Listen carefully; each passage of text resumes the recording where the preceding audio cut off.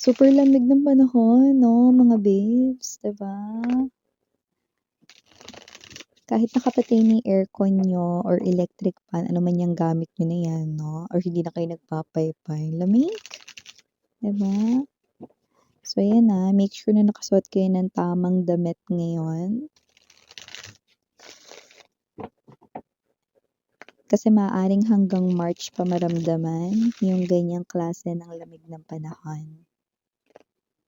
Pero parang may iba ritong meaning yung lamig. Parang meron ditong hindi naman yung may lamig sa katawan.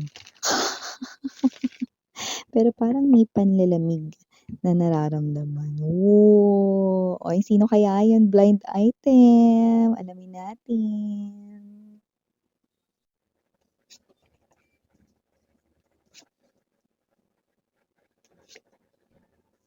Oh! Ten of Swords. Now we have the Death right in here. Hangman. Okay. So, hindi lang ito minsan, mga babes, no? Ito ay madalas. Center of the reading, Seven of Wands. There could also be Five of Coins present dito, no? Meron dito ang klase ng big issue na parang naging hot issue din dati. Eight of Swords, okay. Strength card, Nine of Swords, oh, and the Moon.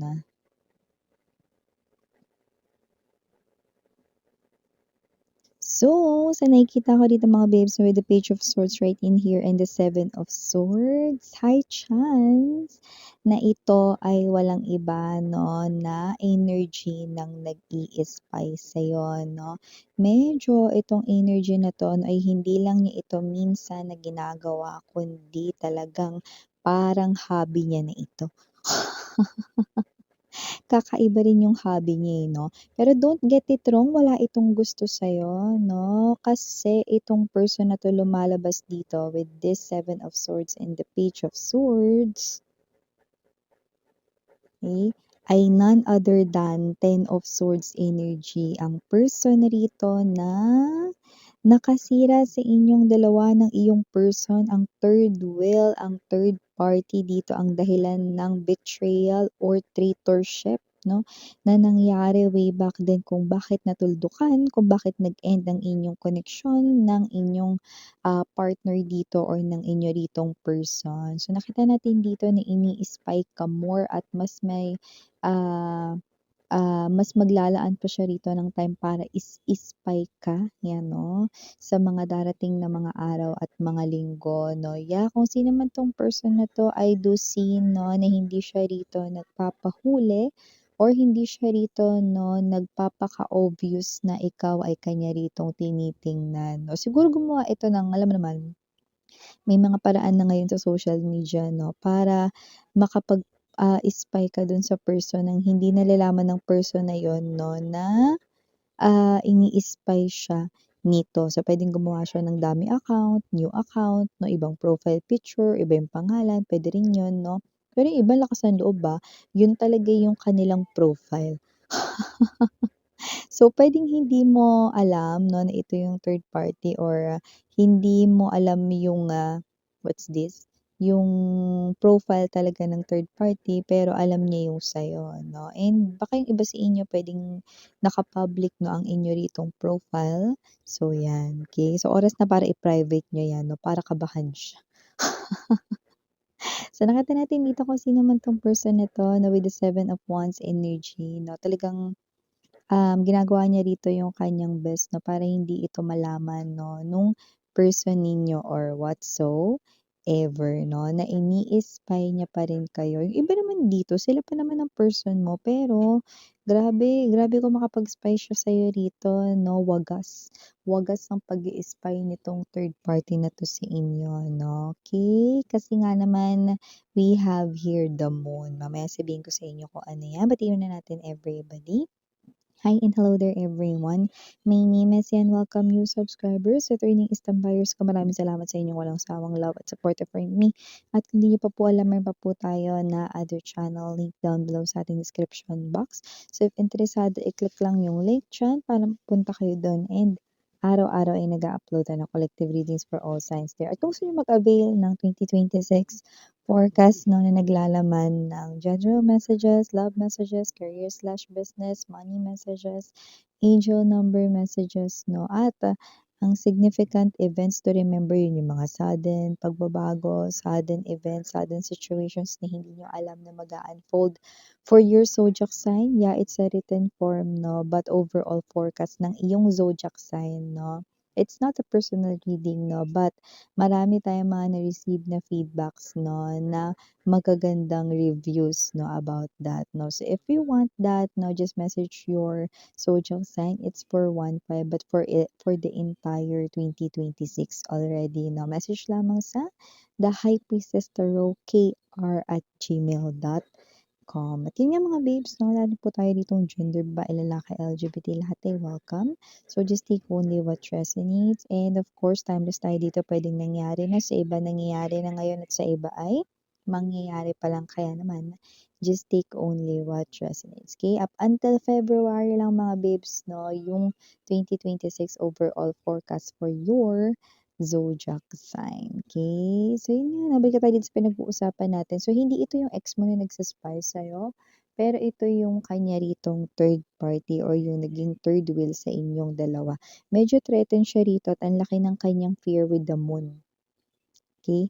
So nakikita natin dito 'no, na itong person na 'to ang dahilan kung bakit nag-walked away with the Eight of Cups energy ang iyong person dati 'no. Possible na nung iniwan ka rito ng person mo baka yan ay umuulan or yung iba naman puwedeng umaambon 'no, but just take only what resonate. Others, kung kayo ay nasa ibang bansa na maaaring nagso-snow or winter season 'no, nung mga oras na yun. But for a lot of you na maaaring iniwan kayo ng person mo because of this third party right in here 'no, dun pa talaga sa panahon na may pinagdadaanan kayong ibang problema or ibang pagsubok sa life. You feel abandoned by your person, you feel betrayed at the same time 'no.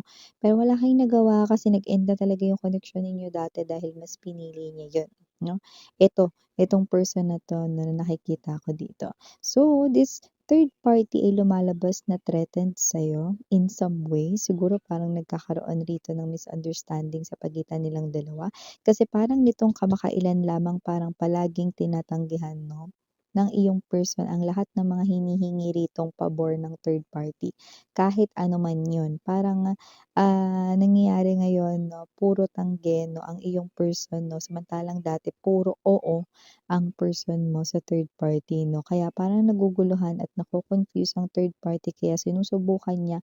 Yung iba nagsimula ito 'no, bago mag-New Year or pumasok ang 2026, pero yung iba nakita ko rito 'no, kalahati pa lang ng 2025, minamanmanan, tinitingnan at parang part na ng daily routine ng third party na tingnan ang profile mo dito 'no, lalo na kung naka-public ang mga featured stories, highlights mo dito, ano man 'yan, Facebook, Instagram or anong social media ang gamit mo, see?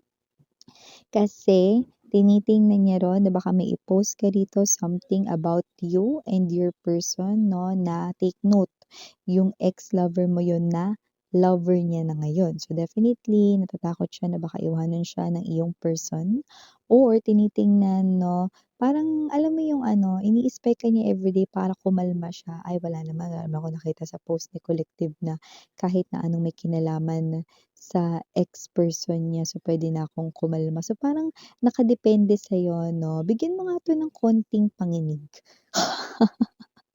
Mag-post ka nga ng konti lang 'no, kakabahan ito ng bongga for sure. So nakikita natin dito kung sino man 'tong person na 'to, more likely 'no, nag-suspend siya rito, I don't know. Kasi iba nakita ko dito may trabaho naman, pero panay silip rito sa social media. Yung iba naman dito mga babes 'no, may business 'no. So whatever the case may be 'no, kasali talaga kayo sa araw-araw niyan, taray! In other words, parte kayo ng kanyang daily routine at yun nga ay ang pagsilip-silip maya't maya sa inyong social media. Yan o, kawawa naman 'to kasi yung iba sa inyo hindi naman talaga kayo palapos sa social media, 'di ba? Wala kayong masyadong update sa inyong buhay-buhay 'no, at hindi niyo masyadong nilalagay sa social media mga kaganapan sa life niyo, okey? So nakita natin yun dito. So, nakita ko dito that the third party right in here 'no, iniisip niya rito actually kayo yung tinitingnan niya rito, 'di ba? Pero 'di ba, sa kabilang banda hindi niya man lang maisip dito 'no na, baka may ibang kausap yung person mo, hindi ikaw, 'di ba? Baka may iba pang kausap, 'di ba? So, hindi niya yun naiisip, bakit 'no? Kasi dito lumabas Seven of Cups and the Eight of Swords. Bakit ano ba yun, Miss yan? Lumabas kasi dito, no, na possible na nung time, no, na nagkakalabuan pa lang kayo at pwedeng ito yung naging takbuhan ng person mo, kahit na parang nagkakagulo kayo nung time na yun, maaaring may mga sentences, may mga words, no, indications na lumalabas na minahal ka talaga ng person mo at yun yung parang nakikita kong gumugulo sa kanya ritong isipan 'no. So lumalabas na na puwedeng iniisip niya rito na baka may pagmamahal pa yung person mo sa'yo, baka yun yung dahilan, baka bumalik siya sa'yo 'no. Lalo na ngayon parang medyo alam mo kasi bago pa nakilala ng person mo itong third party na ito 'no, overthinker na talaga yung third party. It doesn't have to be that he or she is crazy, pero yung third party dito 'no, nag-o-overthink siya talaga a lot. Sa lahat ng bagay, sa lahat na nangyayari sa life niya, yun yung nakikita natin dito, okey? Nag-o-over-assess sa mga bagay-bagay, nag-o-overthink 'no, which is nakikita natin dito unhealthy talaga yung gano'ng klase 'no, ng approach sa life 'no, yung parang wala namang problema pero namomroblema ka o kaya naman hindi naman problema pero nagiging problema kasi ginawa mong problema. Gano'n yung nakikita ko dito sa third party 'no, kaya nakikita natin dito 'no, na medyo malaki yung takot niya at pangamba, malaki yung pangamba niya rito, na yung person mo rito ay baka bumalik sa'yo. Since parang palagi siya ritong, parang feeling niya ini-snub na siya ngayon ng person mo. Kasi nga gano'n yung mararamdaman mo kapagka dati shine-shower ka 'di ba, ng attention and love 'no, ta's ngayon 'di ba, wala na yung gano'ng klase ng treatment. So parang, ito rin ay indikasyon ng panlalamig or whatsoever na yun na iniisip niya, plus 'pag overthinker pa yung isang person 'no, dun na pumapasok yung samut-saring negatibong mga, iniisip 'no, sa thoughts. So mga gano'ng klase ng energy. But definitely, instead na ang tingnan-tingnan niya 'no, ay ang profile ng person mo rito 'no, na person niya na ngayon, ang tinitingnan niya ay yung sa'yo. Kasi ikaw yung naaalala niya lalo na kung ito ay galing sa agaw, ikaw yung naaalala niya na huling minahal ng person mo, na person niya na ngayon. See? Takot talaga maagawan ng mga agaw. 'Di ba? Kasi kahit na minsan silang naging tuso 'no, kung ano yung kanila ritong nakuha na ngayon ayaw na nila yang ibalik kailanman, 'di ba? At isang malaking talunan or pagiging loser ang puwede niyang maramdaman kung sakaling ang minsang naagaw ay bumalik sa tunay na nagmamay-ari, 'di ba? Parang masakit yun sa pride, 'di ba? Lalo na kapagka 'di ba naagaw mo na ta's bumalik pa doon sa pinang-agawan mo. So yun ay talagang malaki rin 'no, na parang sampal sa kanya 'no. Yes, malaking tampal yun sa kanya 'no, if ever ganun man 'no, pero yun yung naiisip niya rito. Pero alam mo sa totoo lang, with the strength card right in here, no, and the major arcanas of death energy, I do see na may point yung third party. Kasi lumabas dito, malakas ang intuition po ng third party.